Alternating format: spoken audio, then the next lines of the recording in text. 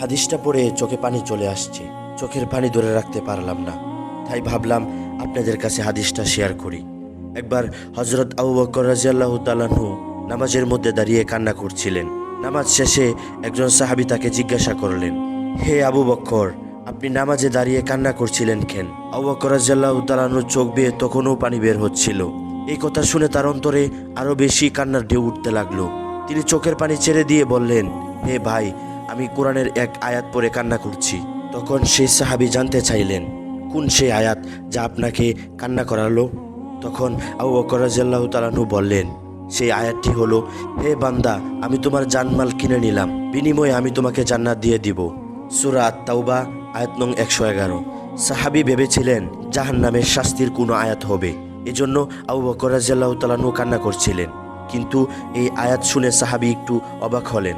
অবাক হয়ে আবু বকর রাদিয়াল্লাহু তাআলা আনহুকে জিজ্ঞাসা করিলেন, হে আবু বকর, এত খুশির খবর, আল্লাহ আমাদেরকে জানমালের বিনিময়ে জান্নাত দান করবেন, এখানে কান্না করার কি আছে?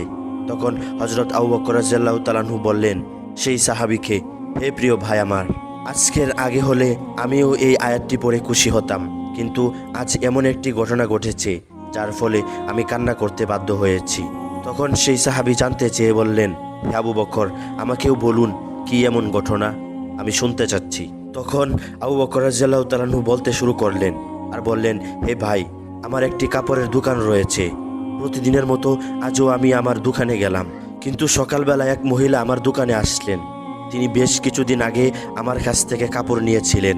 আজ এসে বললেন, হে আবু বকর, আপনার দোকান থেকে বহু আগে কাপড় নিয়েছিলাম, আজ ফেরত দিয়ে আমি আমার টাকা নিতে এলাম।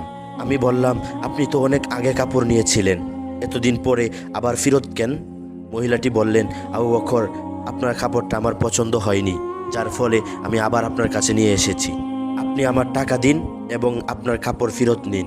এই আয়াত পরে আমি এই জন্যই কান্না করছি যে যদি হাসরের ময়দানে আল্লাহ তাআলা আমাকে বলে ফেলেন, হে আবু বকর, তোমার জানমাল ফেরত নাও এবং এর বিনিময়ে যে জান্নাত দিয়েছিলাম তা ফেরত দাও, কেননা তোমার নামাজ, তোমার কুরবানি, তোমার রোজা, তোমার জিহাদ, তোমার জিকির আমার পছন্দ হয়নি, তাহলে তখন আমি আল্লাহ তাআলার কাছে কি জবাব দেব? এই মহিলার মতো যদি আল্লাহ তাআলা আমাকেও ওই দিন ফেরত দিয়ে দেয় যে তোমার ইবাদতগুলো আমার কাছে কবুল হয়নি, তখন আমি আবু বকর কি জবাব দেব? এই জন্যই আমি কান্না করছি। সেদিন তো আমার নিজের কোনো কিছু করার থাকবে না, এই ভেবেই আমি কান্না করছি। সুবহানাল্লাহ।